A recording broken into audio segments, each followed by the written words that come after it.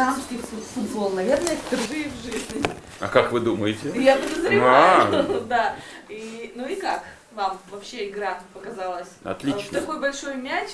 Отлично. Замечательно. Игра показала, девчонки молодцы. Чего мужики-то мяч гонять? А девчонки на таком стегу, они ножки не сломали, бедные. Отлично. Вообще сложно было комментировать? Сложно спать на потолке. Знаете почему? Потому что падает одеяло вниз.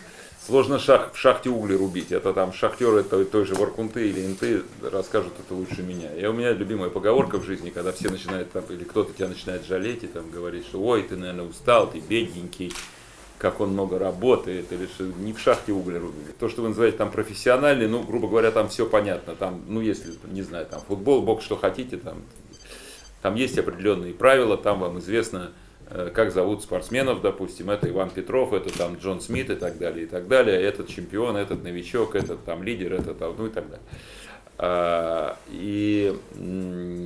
Если игра хорошая, или соревнование какое-то драйвовое, то твоя задача-то главное не мешать. Если она плохая и скучная, да, это нужно поддержать там. Если хорошая, ты лучше заткнись и не болтай. Вот, потому что иногда бывает, ну, нехорошо там коллег ругать, поскольку сам тоже не без греха.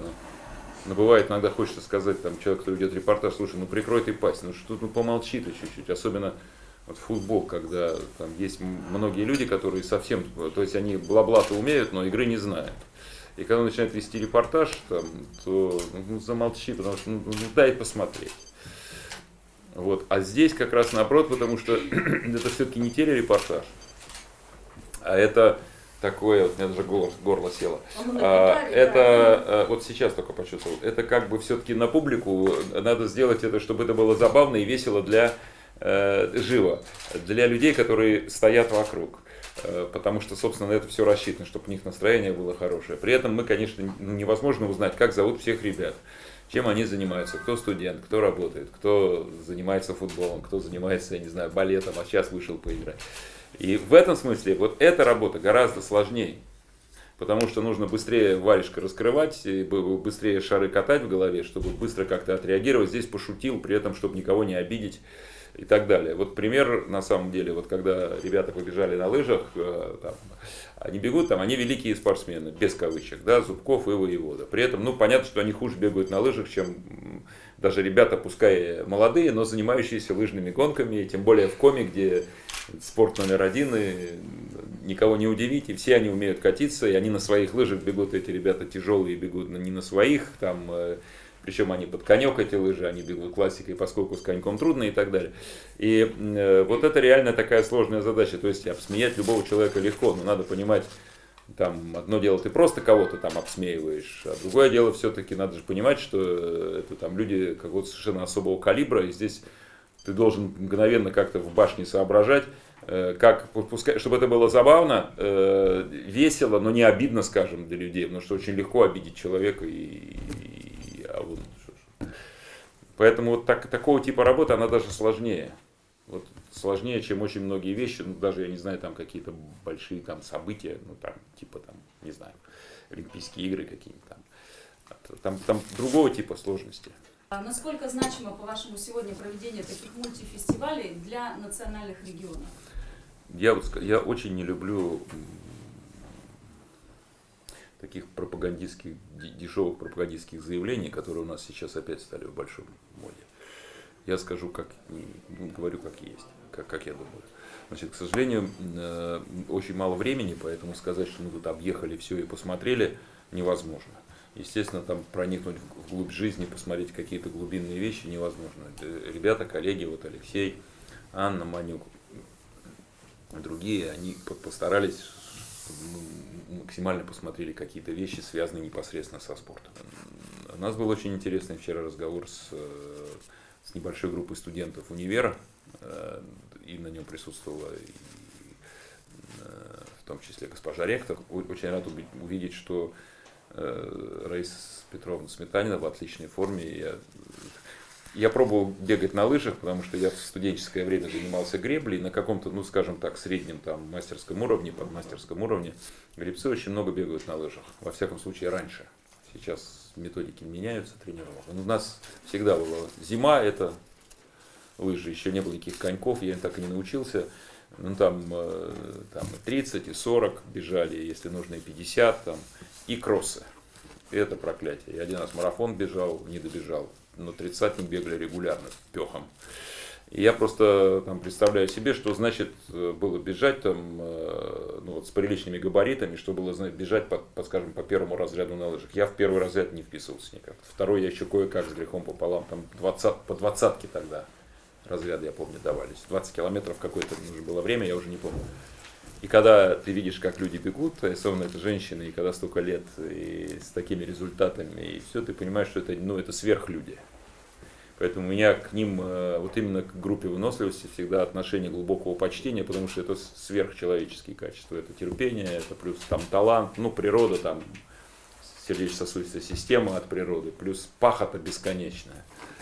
И я с колоссальным почтением отношусь там, что к Сметаниной, что к Кулаковой, что там, к Тихоновой, что к более поздним, там, к Любе Егоровой, там, Вяльбе и там, мужикам. И было очень приятно, я очень много лет не видел Сметанину, видеть ее в добром здравии, она такая же собранная, очень такая самодисциплина в человеке чувствуется, при этом очень такое хорошее, доброе, ровное отношение к людям, очень приятно.